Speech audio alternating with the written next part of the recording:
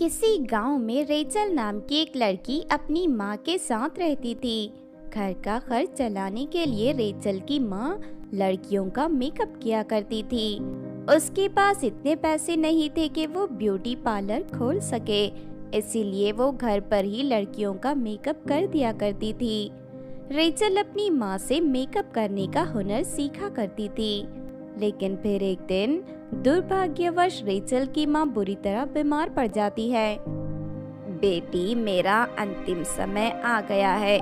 मुझे पता है अब मैं जिंदा नहीं बचूंगी। मैंने तुझे मेकअप करने का हुनर सिखाया है, उसे तू अपना गुजारा करना। बेटी, हमारी ईमानदारी और सच्चाई ही हमारे सबसे बड़ी दौलत होती है। तू हमेशा अच्छाई की राह पर चलना और लालच में आकर कभी किसी को धोखा मत देना।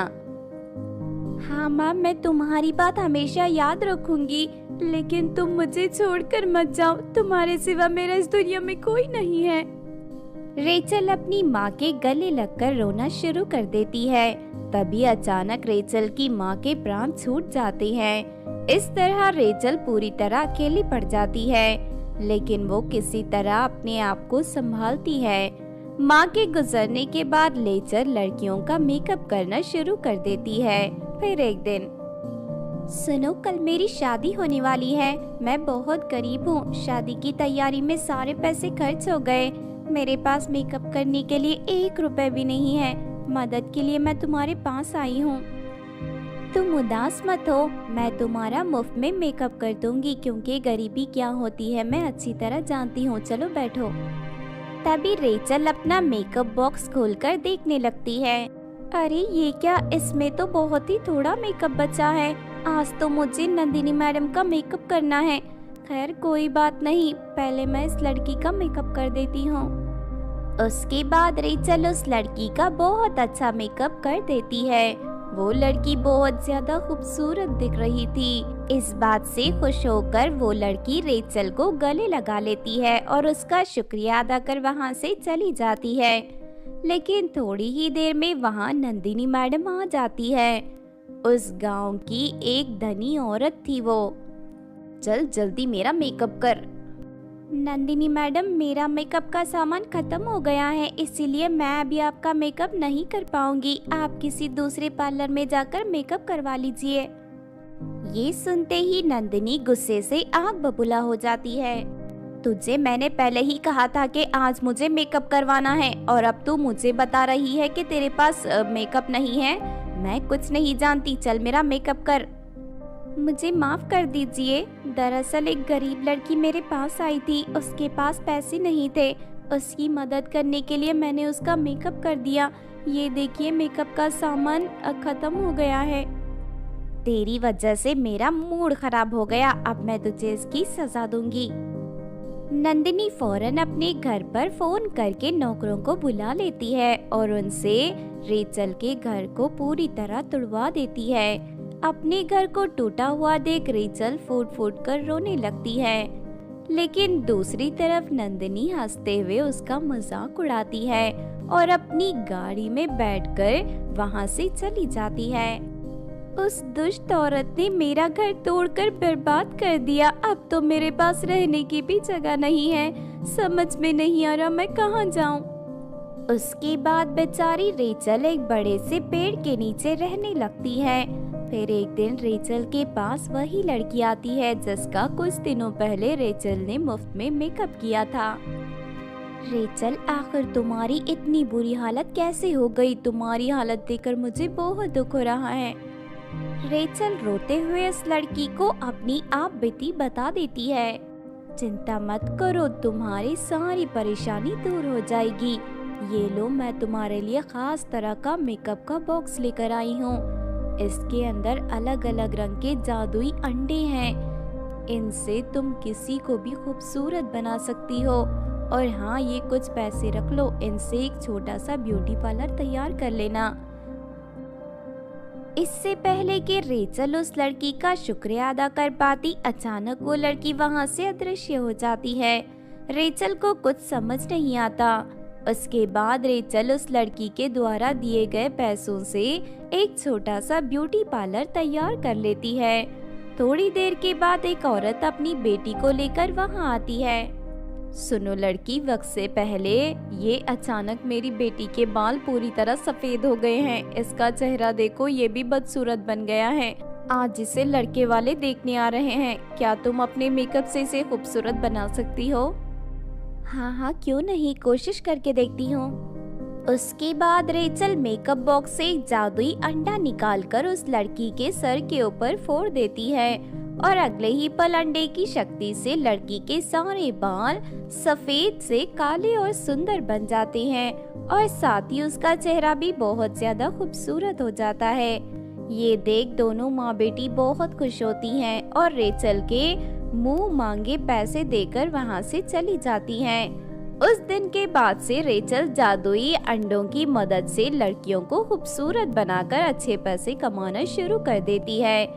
फिर एक दिन अचानक उस गांव में तेज भूकंप आता है और लोगों के घर पूरी तरह टूटकर बर्बाद हो जाते हैं। लोगों की सारी संपत्ति नष्ट हो जाती है, यहाँ तक कि उनके पास खाने के लिए अनाज भी नहीं बचता। दूसरी तरफ नंदिनी का घर बहुत ज्यादा बड़ा और मजबूत था। भूकंप का उसके घर पर कोई असर नहीं होता। सभी लोग मदद मांगने घमंडी नंदिनी के पास जाते हैं, लेकिन नंदिनी सभी लोगों को डांटकर भगा देती है। रेचल को ये बात बहुत बुरी लगती है और वो सभी लोगों को अपने पास बुलवाकर उन्हें मुफ्त में खाना खिलाने लगती है। लेकिन कुछ ही दिनों में रेचल के पास मौजूद सारे पैसे खत्म हो जाते हैं। मेरे पास तो पैसे खत्म हो गए, अब मैं गांव वालों को खाना कैसे खिलाऊंगी? मेरे तो कुछ समझ में नहीं आ रहा।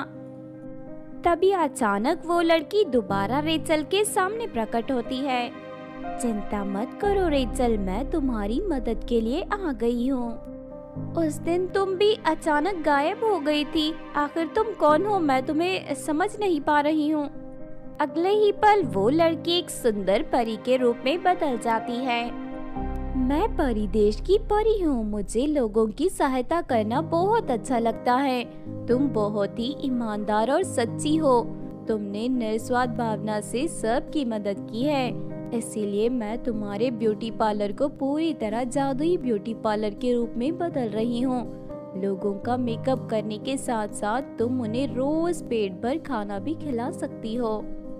फिर अगले ही पल पार्लर में ढेर सारे अनाज की बोरियां प्रकट हो जाती हैं। ये अनाज की बोरियां कभी खत्म नहीं होंगी, तुम इसी तरह लोगों की सहायता करते रहना। उसके बाद परी वहाँ से अदृश्य हो जाती है। उस दिन के बाद से रेचल ब्यूटी पार्लर चलाने के साथ साथ गरीब लोगों को रोज मुफ्त में खाना भी खिलाने लगती है। इस तरह लोगों की भलाई करते हुए वो हंसी खुशी रहने लगती है।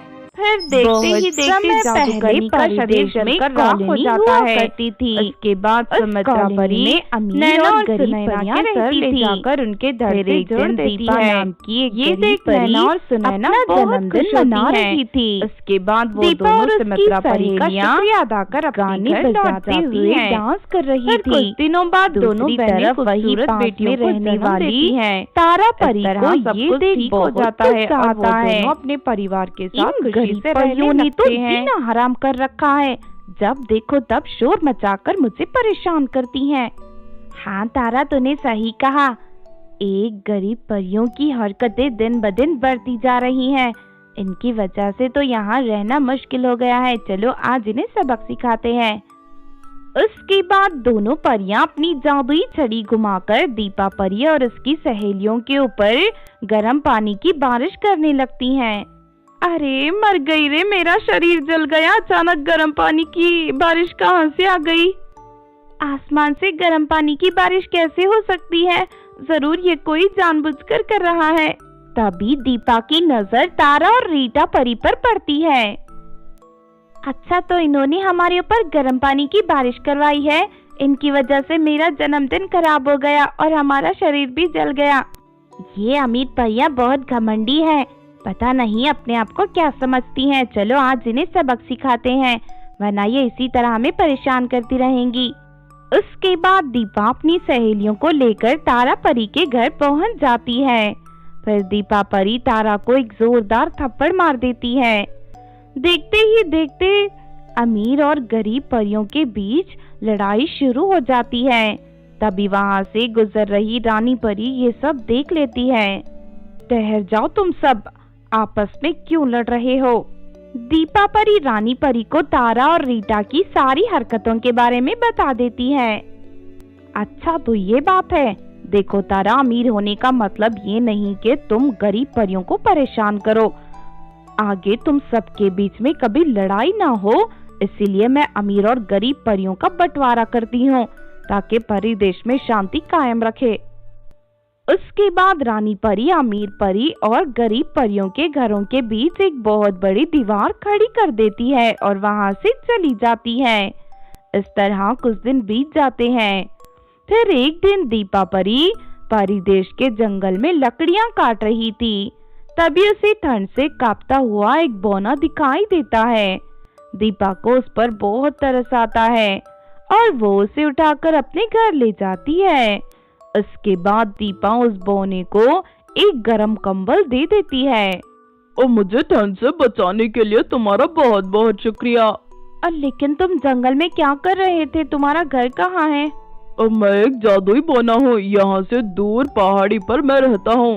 अगर तुम जादुई बौने हो तो तुम्हारे पास ढेर सारी शक्तियाँ होंगी, फिर तुम ठंड में क्यों कांप रहे थे? वो इसीलिए क्योंकि मेरी जादुई शक्तियाँ सिर्फ रात में ही काम करती हैं। अच्छा तो ये बात है। ठीक है, तुम अब ये कंबल ओढ़कर आराम करो वरना तुम्हें सर्दी पकड़ लेगी। उसके बाद वो बौना कंबल ओढ़कर सो जाता है।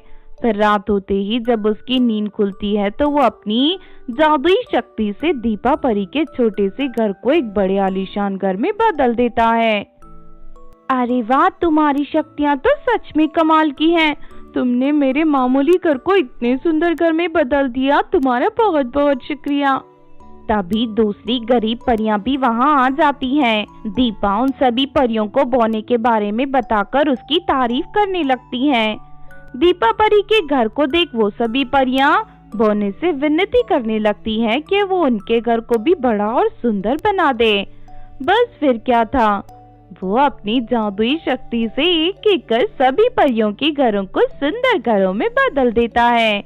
दूसरी तरफ ये नजारा देख तारा की आंखें पटी की पटी रह जाती हैं। अरे ये क्या, ये जादुई बौना तो बहुत शक्तिशाली है। इसने तो गरीब परियों के लिए हम अमीर परियों से भी सुंदर घर का इंतजाम कर दिया। मुझे किसी भी तरह इस बौने को पकड़ना होगा। उसके बाद मैं इसकी शक्ति का इस्तेमाल करके परी देश की सबसे अमीर परी बन जाऊंगी। फिर करीब आधी रात को बौना दीपा और बाकी परियों को अलविदा कहकर अपने घर की ओर चल देता है। लेकिन तभी रास्ते में तारा परी अपनी सहेली रीटा परी के साथ मिलकर उसे पकड़ लेती है। कौन हो तुम और मुझे क्यों पकड़ रही हो? छोड़ो मुझे, छोड़ो। तू चुपचाप हमारे साथ चल। आज से तू हमारा गुलाम है और तू अपनी शक्तियों का इस्तेमाल सिर्फ हमारे लिए करेगा। उसके बाद तारा जादुई बौने को अपने घर ले जाती है। चल जल्दी से मेरे लिए ढेर सारे सोने के सिक्के और कीमती हीरे प्रकट कर, वरना मैं तुझे जलाकर राख कर दूंगी। तारा की बात सुनते ही जादुई बौना चुटकी बजाता है और अगले ही पल तारा और रीटा के ऊपर बड़े बड़े आग के गोले गिरने लगते हैं। अरे मर गई रे, कोई बचाओ मुझे, ये बौना तो बहुत ही खतरनाक निकला। अरे ये तो हम दोनों को जलाकर मारना चाहता है, जल्दी कुछ करो तारा। लेकिन तभी बौना उन दोनों की जादुई छड़ी को तोड़ देता है। देखते ही देखते तारा के घर में आग लग जाती है और उसका पूरा घर जलकर राख हो जाता है। दूसरी तरफ तारा और रीटा दोनों चुड़ैलों की तरह बदसूरत बन जाती हैं। मैंने तुम दोनों को तुम्हारे किए की सजा दी है, अब मैं यहाँ से जा रहा हूँ। उसके बाद बौना हंसता हुआ वहाँ से चला जाता है। उस दिन के बाद से रीटा और तारा फिर दोबारा कभी किसी को परेशान नहीं करती। सभी गरीब परियां खुशी से रहने लगती हैं। बहुत समय पहले परी देश में खुशबू नाम की एक गरीब परी अपनी माँ के साथ रहती थी।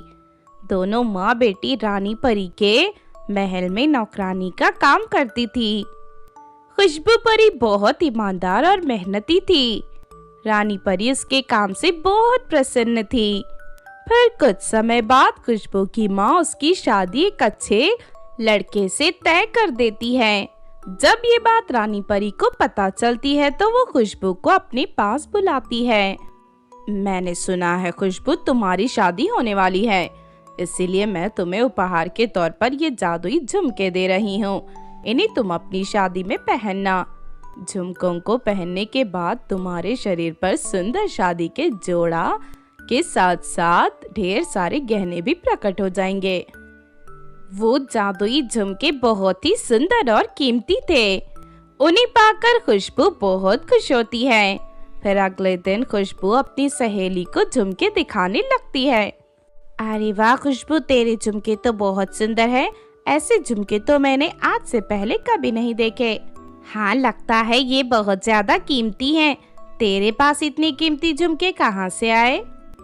ये झुमके मुझे रानी परी ने दिए हैं। अब मैं अपनी शादी के दिन इन झुमकों को पहनूंगी। रानी परी ने कहा है कि इन्हें पहनने के बाद मेरे शरीर पर सुंदर कपड़ों के साथ साथ ढेर सारे गहने प्रकट हो जाएंगे। सच में खुशबू, तू तो बहुत किस्मत वाली है जो तुझे इतने अच्छे जादुई झुमके मिले हैं। अरे लगता है रात होने वाली है और मुझे घर जाना चाहिए। इतना कहकर खुशबू परी अपने घर की ओर चल देती है। लेकिन वही दूसरी तरफ कंगना नाम की एक अमीर परी खुशबू को और उसकी सहेलियों की सारी बातें सुन लेती है। अगले हफ्ते मेरी शादी है। मैंने अपने लिए जो झुमके खरीदे हैं वो झुमके रानी परी के दिए हुए झुमकों के सामने कुछ भी नहीं है। मुझे किसी भी तरह खुशबू से जादुई झुमके हासिल करने होंगे। उसके बाद कंगना परी अपनी एक सहेली को फोन करके वहाँ बुला लेती है। फिर वो दोनों खुशबू परी का पीछा करते हुए उसे एक मोड़ पर रोक लेते हैं। सुन खुशबू, मुझे पता है तुझे रानी परी ने जादुई झुमके दिए हैं। चल सीधी तरह वो जादुई झुमके मेरे हवाले कर दे, वरना तुम मुझे नहीं जानती, मैं बहुत खतरनाक हूँ। तू चाहे जो भी हो, मैं तुझे अपने झुमके नहीं देने वाली। चल भाग यहाँ से, वरना मैं महल के सिपाहियों को बुलाकर तेरी पिटाई करवाऊंगी। अरे कंगना, लगता है ये बहुत जिद्दी है। तेरी धमकी का इस पर कोई असर नहीं हुआ। हमें कोई और तरीका अपनाना पड़ेगा। हाँ, तूने सही कहा। लगता है ये मार खाने के बाद ही हमें झुमके देगी। उसके बाद कंगना परी अपनी जादुई छड़ी की शक्ति से वहाँ एक बेलन प्रकट कर देती है। फिर वो बेलन खुशबू परी की पिटाई करने लगता है। हाय, मर गई रे, कोई बचाओ मुझे, कोई बचाओ। तभी कंगना परी खुशबू के पर्स से झुमके निकाल लेती है। चल यहाँ से चलते हैं। अरे ठहर जा कंगना, अगर हमने इसे छोड़ दिया तो ये महल जाकर रानी परी से हमारी शिकायत कर देगी। तू तो जानती है रानी परी कितनी सख्त है। वो हमें हमेशा के लिए जेल में बंद करवा देगी। इसीलिए हमें इस परी को ठिकाने लगाना होगा ताकि हमारे बारे में किसी को कुछ ना बता सके। फिर कंगना और उसकी सहेली खुशबू परी के हाथ पैर बांधकर उसे पृथ्वी के घने जंगल में ले जाती है। चल इसे जंगल में छोड़ देते हैं। थोड़ी ही देर में यहाँ का कोई जंगली जानवर इसे मारकर खा जाएगा। लेकिन तभी अचानक वहाँ एक जादूगरनी आ जाती है। अच्छा, तो तुम दोनों इस मासूम परी के जान लेना चाहते हो। अब मैं तुम्हें नहीं छोड़ूंगी। लेकिन तभी कंगना परी और उसकी सहेली अपनी जादुई छड़ी से जादूगरनी पर हमला कर देती हैं। लेकिन जादूगरनी उनसे भी ज्यादा शक्तिशाली थी। वो उसी वक्त अपने मंत्रों की शक्ति से पेड़ पर उल्टा लटका देती है। उसके बाद जादूगरनी खुशबू परी को आजाद कर देती है। तुम दोनों को झुमके पहनने का बहुत शौक है ना? अब मैं तुम्हारा वो हाल करूंगी कि तुम दोनों जिंदगी में कभी झुमके नहीं पहन सकोगे। इतना कहकर खुशबू परी उन दोनों के कान काट लेती है। हाय, मर गई रे, मुझे बहुत दर्द हो रहा है। अरे कोई बचाओ मुझे। अरे कंगना की बच्ची, तेरे चक्कर में पड़कर मेरे कान भी कट गए। तेरी वजह से मैं बदसूरत बन गई। आज के बाद मैं तुझे कभी दोस्ती नहीं करूंगी। इन दोनों को इनके किए की सजा मिल गई है। अब तुम आराम से अपने घर जाओ। उसके बाद जादूगरनी खुशबू परी को अपनी जादुई झाड़ू पर बैठाकर उसे परी देश भेज देती है। फिर कुछ दिनों बाद खुशबू परी की शादी का दिन आ जाता है। खुशबू परी जादुई झुमकों को पहनकर खूबसूरत दुल्हन बन जाती है। फिर शादी करके खुशबू परी हंसी खुशी अपने ससुराल चली जाती है। बहुत समय पहले की बात है। किसी जंगल में सुनीता और अनीता नाम की दो इच्छाधारी नागिन बहनें रहती थी। सुनीता बहुत ही सीधी सादी थी, लेकिन अनीता को बाहर इंसानों के बीच जाकर घूमना फिरना बहुत पसंद था। वो हमेशा अपने आप को एक सुंदर लड़की के रूप में बदलकर इंसानों की बस्ती में घूमने जाया करती थी। इसी दौरान उसकी मुलाकात राजेश नाम के एक लड़के से होती है। धीरे धीरे उन दोनों की दोस्ती बहुत ही गहरी हो जाती है और दोनों एक दूसरे से प्रेम करने लगते हैं। दूसरी तरफ जब ये बात सुनीता को पता चलती है तो वो अनीता पर बहुत नाराज होती है। अरे तुझे अक्ल है कि नहीं? इस तरह इंसानों से दोस्ती करना ठीक नहीं है। याद है ना, मरने से पहले हमारी माँ ने हमें इंसानों से दूर रहने की हिदायत दी थी और तू है कि उस राजेश नाम के लड़के से दोस्ती कर बैठी। देख सुनीता, तू अपने काम से काम रख। अब मैं छोटी बच्ची नहीं हूँ। क्या सही है और क्या गलत मैं अच्छी तरह जानती हूँ, इसीलिए दोबारा मुझे सलाह देने की कोशिश मत करना। इतना कहकर अनीता अपने आप को सुंदर लड़की के रूप में बदलकर वहां से चली जाती है। दूसरी तरफ अनीता सारा दिन राजेश के साथ यहाँ वहाँ घूमा करती थी। फिर एक दिन, अनीता, मैं तुमसे शादी करना चाहता हूँ, अगर तुम्हें कोई एतराज ना हो तो। नहीं नहीं राजेश, भला मुझे क्या एतराज होगा? मैं भी तुमसे बहुत प्रेम करती हूँ, लेकिन मैं तुम्हें अपनी एक असलियत बताना चाहती हूँ जो आज तक मैंने छुपा कर रखी है। अरे ऐसी कौन सी बात है जो तुमने मुझसे छुपा कर रखी है? दरअसल मैं एक इच्छाधारी नागिन हूँ। पास के जंगल में मैं अपनी बहन के साथ रहती हूँ। मुझे पता है अब मेरी असलियत जानने के बाद तुम मुझसे शादी नहीं करोगे। अरे नहीं अनीता, मुझे इन सब बातों से कोई फर्क नहीं पड़ता। तुम जैसी भी हो, मैं जिंदगी भर तुम्हारे साथ खुश रहूंगा। राजेश की बात सुनकर अनीता के चेहरे पर मुस्कान आ जाती है। मैं तुम्हें कल अपनी बहन से मिलाने ले चलती हूँ। फिर अगले दिन अनीता राजेश को अपने घर ले जाती है। अनीता के साथ राजेश को देख सुनीता को बहुत गुस्सा आता है, लेकिन राजेश अपनी मीठी मीठी बातों से सुनीता को मना लेता है। चलो अनीता, हम दोनों सगाई कर लेते हैं। इतना कहकर राजेश अपनी झोली से मिठाई का डब्बा निकालकर दोनों बहनों के सामने रख देता है। मेरी माँ ने कहा था कि कोई भी शुभ काम करने से पहले हमें मिठाई खानी चाहिए। फिर राजेश दोनों बहनों को एक एक मिठाई दे देता है, लेकिन मिठाई खाते ही अचानक दोनों बहनों को बिजली के झटके लगने लगते हैं और अगले ही पल वो दोनों रस्सियों से बंध जाती हैं। इससे पहले कि दोनों बहनें कुछ समझ पाती, राजेश एक खतरनाक तांत्रिक के रूप में बदल जाता है। आखिरकार मैं तुम दोनों नागिन बहनों के घर में पहुंच ही गया। मैंने जादुई नागमणि हासिल करने के लिए ये चाल चली थी। अब मैं यहाँ से तुम दोनों की जादुई नागमणि लेकर चला जाऊंगा और सबसे शक्तिशाली तांत्रिक बनकर इस दुनिया पर राज करूंगा। अरे नहीं, ये तो एक धोखेबाज तांत्रिक निकला। देख अनीता, मैंने तुझे पहले ही समझाया था कि इंसानों से दोस्ती करना ठीक नहीं है। तेरी इस गलती से आज हम दोनों मुसीबत में फंस गए। राजेश उनके घर में रखे नागमणि के बक्से को खोल देता है। तभी वो देखता है कि उनके अंदर से बहुत ही सुंदर चमकदार नागमणि रखी हुई थी। चलो नागमणि, अब मेरे कब्जे में आने के लिए तैयार हो जाओ। इतना कहकर राजेश उस जादुई नागमणि को उठा लेता है, लेकिन तभी अचानक नागमणि से तेज रोशनी निकलती है और राजेश के शरीर में आग लग जाती है। ये देख राजेश घबरा जाता है। और नहीं, ये क्या हो रहा है? मेरे शरीर में आग कैसे लग गई? राजेश उस नागमणि को जमीन पर पटक कर झटपटाने लगता है। अरे बेवकूफ तांत्रिक, इस जादुई नागमणि को उठाने से पहले एक मंत्र पढ़ना पड़ता है जो सिर्फ हम दोनों बहनों को पता है।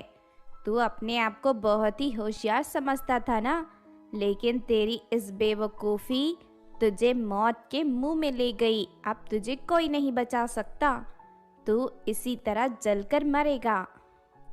और नहीं, मुझे माफ कर दो, मुझे बचा लो, मैं दोबारा कभी ऐसी गलती नहीं करूंगा। नहीं नहीं, तेरे जैसे धोखेबाज की यही सजा है, हम तुझे नहीं बचाने वाले। इस तरह देखते ही देखते वो तांत्रिक जलकर राख हो जाता है। तांत्रिक के मरते ही दोनों बहनें रस्सियों से आजाद हो जाती हैं। उस दिन की गलती से सबक लेकर अनीता पूरी तरह सुधर जाती है। इस तरह सब कुछ ठीक हो जाता है और दोनों बहनें हंसी खुशी रहने लगती हैं। तो आपने देखा दोस्तों जादुई दो नागिन की कहानी।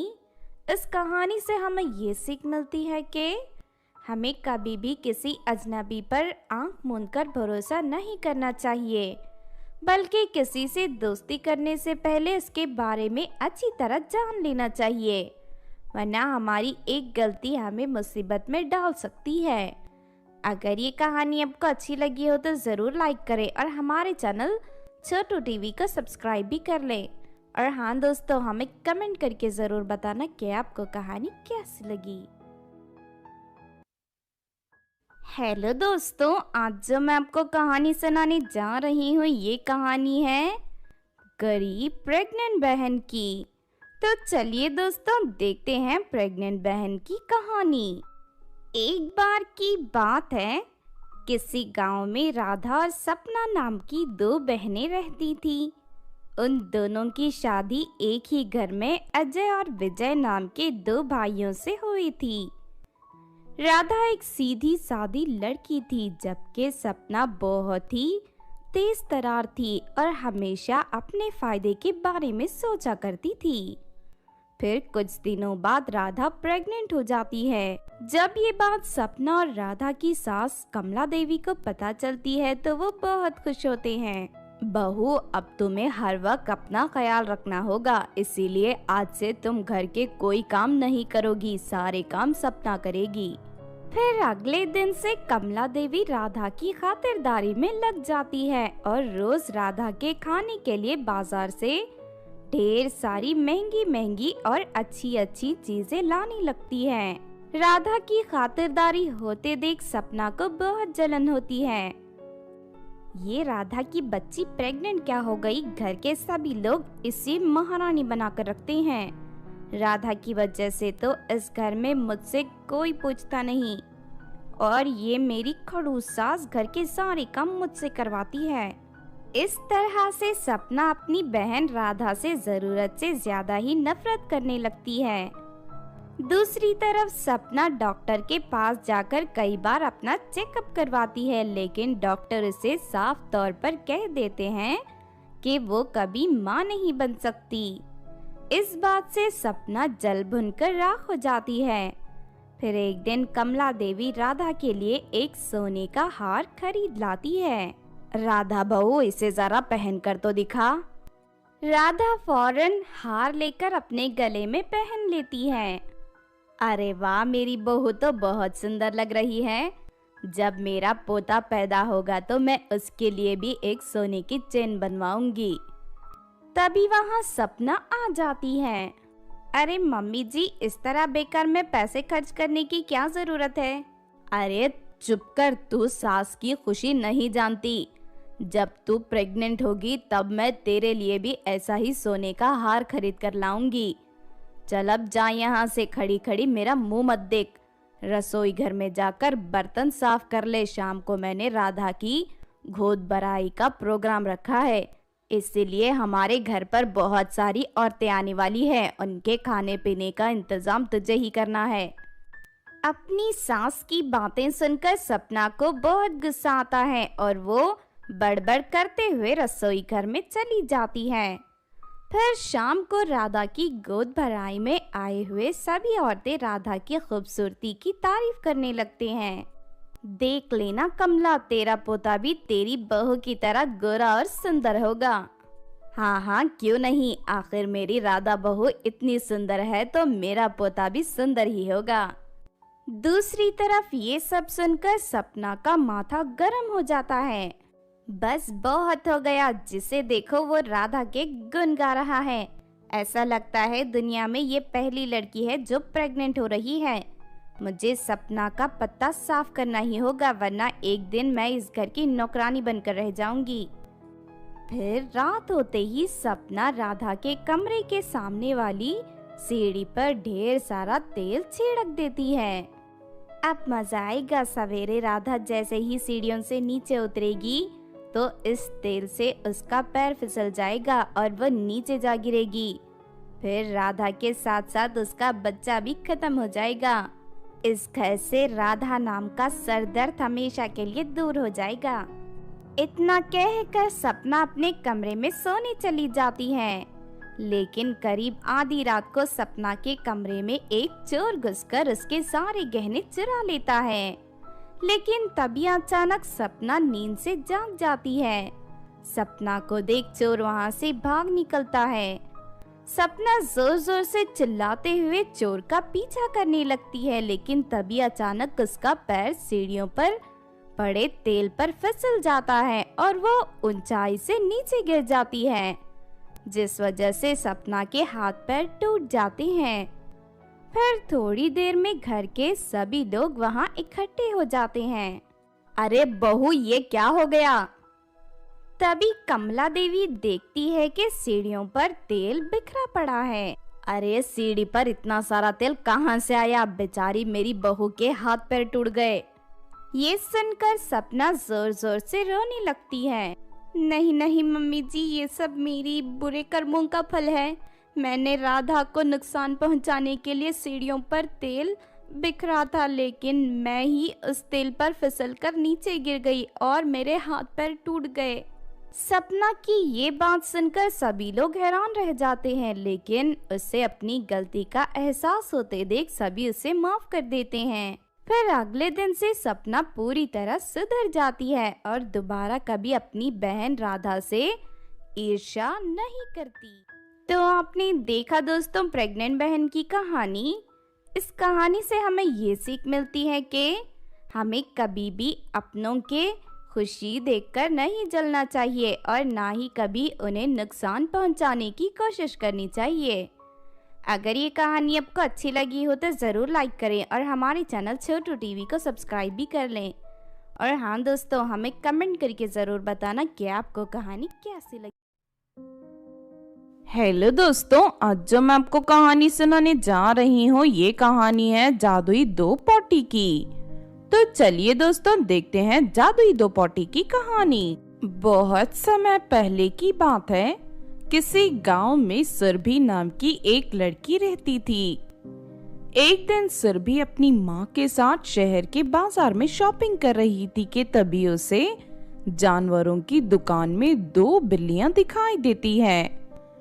उन दोनों की आंखें चमक रही थी। अरे ये दोनों बिल्लियां तो बहुत ही सुंदर हैं। सुनो माँ, इन दोनों बिल्लियों को खरीदना चाहती हूँ मैं। ठीक है बेटा, मैं अभी ये दोनों बिल्लियां खरीद कर तुम्हें दे देती हूँ। फिर सुरभि की माँ दुकानदार को पैसे देकर वो दोनों बिल्लियां खरीद लेती हैं। ये देखकर सुरभि बहुत खुश होती है और उन दोनों बिल्लियों को लेकर अपने घर चली जाती है। फिर रात के 12 बजते ही दोनों बिल्लियां अपने आप हवा में उड़कर गांव के पास वाले कुएं पर पहुंच जाती हैं और दोनों उस कुएं के अंदर पॉटी करना शुरू कर देती हैं। पहली बिल्ली की पॉटी कुएं में गिरते ही सोने में बदल जाती है और दूसरी बिल्ली हीरे में बदल जाती है। उसके बाद वो दोनों बिल्लियां फिर से हवा में उड़कर वापस सुरभि के घर पहुंच जाती हैं। इस तरह ये रोज की बात हो जाती है, लेकिन इस बारे में सुरभि को कोई खबर नहीं होती। फिर एक दिन अचानक सुरभि के पड़ोस में रहने वाली मीना नाम की लड़की दोनों बिल्लियों को हवा में उड़कर बाहर जाते हुए देख लेती है। अरे ये सुरभि की दोनों बिल्लियां हवा में कैसे उड़ रही हैं? लगता है ये दोनों जादुई बिल्लियां हैं, मुझे इनका पीछा करना चाहिए। फिर मीना दोनों बिल्लियों का पीछा करते हुए कुएं तक पहुंच जाती है। तभी वो देखती है कि दोनों बिल्लियां कुएं में पॉटी कर रही हैं। अरे ये दोनों बिल्लियां इतनी दूर कुएं में पॉटी करने क्यों आई हैं? फिर थोड़ी देर में पॉटी करके दोनों बिल्लियां वापस सुरभि के घर चली जाती हैं। उन दोनों के जाने के बाद मीना कुएं के अंदर झांक कर देखती है। उसे कुएं के अंदर ढेर सारा सोना और हीरे दिखाई देते हैं। ये देख मीना खुशी से उछल पड़ती है। अरे वाह, ये तो कमाल हो गया, सुरभि की दोनों बिल्लियां जादुई पॉटी करती हैं। मैं अभी कुएं में उतरकर यहाँ से सारा सोना और हीरे निकाल लेती हूँ। फिर मीना उसी वक्त कुएं में उतर जाती है और वहाँ मौजूद सारा सोना और हीरे निकालकर अपने घर ले जाती है। फिर अगली रात से मीना रोज कुएं से सोना और हीरे हासिल करने लगती है। लेकिन धीरे धीरे मीना के मन में लालच आ जाता है। रोज रोज थोड़ा सा सोना और एक हीरा पाकर मैं खुश नहीं हूँ। अगर मैं इन दोनों बिल्लियों को अपने कब्जे में ले लूं, तो मैं इन्हें ढेर सारा खाना खिलाकर इनसे ढेर सारी पॉटी करवा सकती हूँ। इस तरह मुझे रोज बहुत सारा सोना और हीरे हासिल होंगे। फिर अगली रात जब वो दोनों बिल्लियां कुएं में पॉटी कर रही थी कि तभी मीना उन दोनों को पकड़कर रस्सियों से बांध देती है और अपने घर ले जाती है। उसके बाद मीना उन दोनों बिल्लियों को अपनी अलमारी में बंद कर देती है। फिर अगली सुबह मीना ढेर सारा खाना उन दोनों के सामने रख देती है। चलो जल्दी जल्दी सारा खाना खाओ और ढेर सारी पॉटी करो। लेकिन वो दोनों बिल्लियां खाना खाने से इनकार कर देती हैं। ये देख मीना को बहुत गुस्सा आता है। लगता है तुम दोनों सीधी तरह नहीं मानोगी, रुको अभी बताती हूँ तुम्हें। इतना कहकर मीना चूल्हे से जलती हुई लकड़ी ले आती है और उन दोनों बिल्लियों के शरीर को जलाने लगती है। इस वजह से दोनों बिल्लियां तड़प कर रोने लगती हैं। ये तो अभी शुरुआत है, अगर तुम दोनों ने जल्दी से ये खाना नहीं खाया तो मैं तुम दोनों के साथ इससे भी बुरा सुलूक करूंगी। लेकिन मीना के लाख कोशिश करने के बाद भी वो दोनों बिल्लियां खाने को नहीं छूती। ये देख मीना अपना आपा खो देती है और बड़ा सा चाकू निकालकर दोनों बिल्लियों को मारने के लिए आगे बढ़ती है। लेकिन तभी वहाँ सुरभि आ जाती है। सुरभि के साथ बहुत सारे गांव वाले भी थे। ये देख मीना घबरा जाती है। मैंने तेरी सारी बातें सुन ली है, अगर तूने मेरी बिल्लियों को कोई नुकसान पहुंचाया तो मैं तेरी जान ले लूंगी। इतना कहकर सुरभि मीना को एक जोरदार तमाचा मारती है और उसके हाथ से चाकू छीन लेती है। उसके बाद सुरभि मीना के घर में रखा सारा सोना और हीरे गांव वालों में बांट देती है। फिर अगली रात से सुरभि उन दोनों बिल्लियों की जादुई पॉटी इकट्ठा करना शुरू कर देती है और उससे बने सोने और हीरे का थोड़ा हिस्सा अपने पास रखकर बाकी सोना और हीरे गरीब लोगों में बांटना शुरू कर देती है।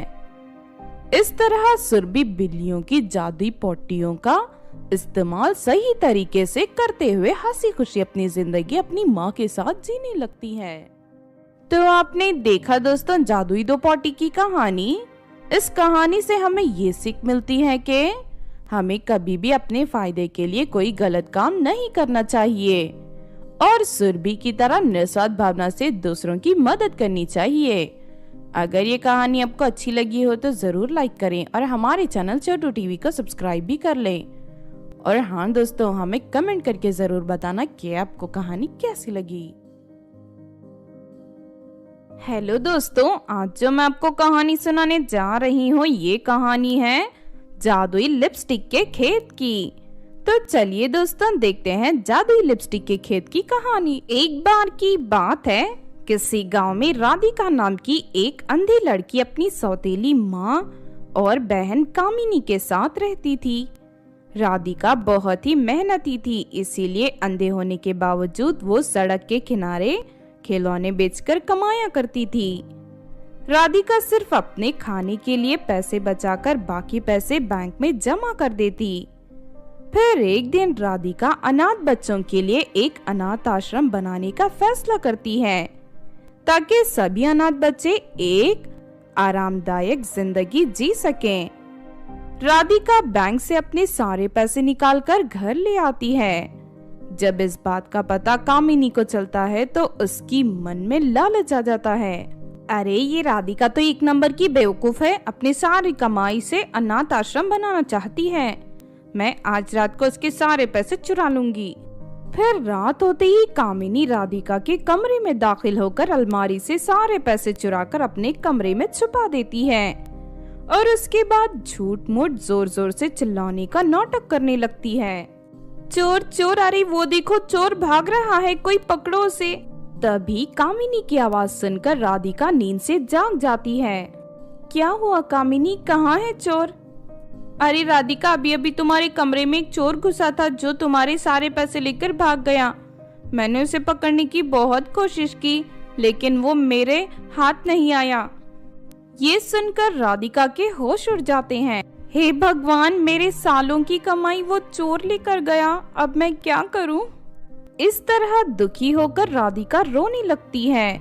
दूसरी तरफ कामिनी मन ही मन बहुत खुश होती है और अपने सारे पैसे चोरी हो जाने की वजह से राधिका उदास रहने लगती है। फिर एक दिन राधिका शहर से खिलौने खरीदकर गांव लौट रही थी, तभी रास्ते में वो बेहोश पड़ी एक परी से टकरा जाती है। अरे नहीं, ये रास्ते में कौन गिरा पड़ा है? राधिका उस परी के चेहरे को हाथ लगाकर देखती है। अरे नहीं, ये तो एक लड़की है, लगता है ये पूरी तरह बेहोश है। राधिका फौरन परी के मुंह पर पानी छिड़ककर उसे होश में लाती है, लेकिन अगले ही पल वो परी फिर से बेहोश हो जाती है। लगता है ये बहुत ज्यादा बीमार है, मैं इसे अपने घर ले जाती हूँ। इतना कहकर राधिका उस परी को उठाकर अपने घर ले जाती है और एक डॉक्टर को बुलाकर उसका इलाज करवाने लगती है। फिर लगभग 2 दिनों तक बेहोश रहने के बाद आखिरकार उस परी को होश आ जाता है और वो पूरी तरह ठीक हो जाती है। मेरी जान बचाने के लिए तुम्हारा बहुत बहुत शुक्रिया। अच्छा हुआ तुम्हें होश आ गया, मुझे तुम्हारी बहुत फिक्र हो रही थी। लेकिन तुम कौन हो और उस खतरनाक जंगल में क्या कर रही थी? मैं एक परी हूँ, मैं पृथ्वी की सैर करने आई थी, लेकिन मैंने गलती से जंगल में मौजूद जहरीले पेड़ के फल खा लिए थे, जिस वजह से मैं बेहोश हो गई थी। लेकिन तुमने मेरी मदद की है, इसीलिए मैं भी तुम्हारे लिए कुछ करना चाहती हूँ। फिर परी अपनी शक्ति से राधिका की आंखों को ठीक कर देती है और उसे एक छोटी सी लिपस्टिक देते हुए कहती है, देखो ये जादुई लिपस्टिक का एक छोटा सा बीज है, इसे ले जाकर तुम अपने खेतों में बो दो। ठीक 1 महीने बाद तुम्हारे खेतों में जादुई लिपस्टिक के ढेर सारे पौधे उगाएंगे। जब भी तुम किसी एक लिपस्टिक को अपनी होठों पर लगाओगी, तभी एक सोने की चिड़िया तुम्हारे सर पर आकर बैठ जाएगी। इस तरह हर एक लिपस्टिक तुम्हें एक सोने की चिड़िया देगी। इतना कहकर परी वहां से गायब हो जाती है। दूसरी तरफ कामिनी ये सारी बातें सुन लेती है। फिर अगले दिन राधिका खेतों में जाकर वो जादुई लिपस्टिक का बीज बो देती है और रोज वहाँ पानी डालना शुरू कर देती है। देखते ही देखते 1 महीना बीत जाता है। आज 1 महीना पूरा हो गया है। मैं रात को ही खेतों में जाकर जादुई लिपस्टिक के सारे पौधे तोड़ लाऊंगी। इसके बाद मैं सभी लिपस्टिक को अपने होठों पर लगाकर ढेर सारे सोने की चिड़िया हासिल कर लूंगी। इस तरह अपने मन में गलत इरादे लेकर कामिनी खेत में लगे जादुई लिपस्टिक के सारी फसल काटकर गुफा में ले जाती है। लेकिन कामिनी जैसे ही लिपस्टिक को अपने होठों पर लगाती है कि तभी उसके सर पर एक बड़ा सा सांप आकर बैठ जाता है। ये देख कामिनी के होश उड़ जाते हैं। अरे मर गई रे, सोने की चिड़िया की जगह ये सांप कहाँ से आ गया और कोई मुझे बचाओ। तभी कामिनी के होठों में मौजूद जादुई लिपस्टिक कहती है, तू एक बहुत बुरी लड़की है। अपनी अंधी बहन को धोखा देकर तू अमीर बनना चाहती है, लेकिन हम सिर्फ अच्छी लड़कियों के साथ देते हैं। इसीलिए अगर तू अपनी जान बचाना चाहती है तो यहाँ से भाग जा, वरना ये सांप तुझे जिंदा निगल जाएगा। अरे नहीं नहीं, मैं मरना नहीं चाहती, मुझे माफ कर दो, मैं यहाँ से जा रही हूँ। इस तरह कामिनी डर के वहाँ से भाग जाती है। उसके बाद जादुई लिपस्टिक की सारी फसल हवा में उड़कर राधिका के पास पहुँच जाती है। फिर राधिका एक एक कर उन सभी लिपस्टिकों को अपने होठों पर लगाकर उनसे ढेर सारी सोने की चिड़िया हासिल कर लेती है और उन्हें बेचकर गरीब बच्चों के लिए अनाथ आश्रम बनाकर तैयार कर देती है और उस अनाथ आश्रम को सभी सुविधाओं के साथ परिपूर्ण कर देती है। इस तरह उस इलाके के सभी अनाथ बच्चे हंसी खुशी वहाँ रहने लगते हैं। तो आपने देखा दोस्तों जादुई लिपस्टिक के खेत की कहानी। इस कहानी से हमें ये सीख मिलती है कि हमें हमेशा राधिका की तरह निस्वार्थ भावना से दूसरों की भलाई के बारे में सोचना चाहिए, क्योंकि दूसरों की मदद करने वाले लोग सदा सुखी रहते हैं। अगर ये कहानी आपको अच्छी लगी हो तो जरूर लाइक करें और हमारे चैनल छोटू टीवी को सब्सक्राइब भी कर लें।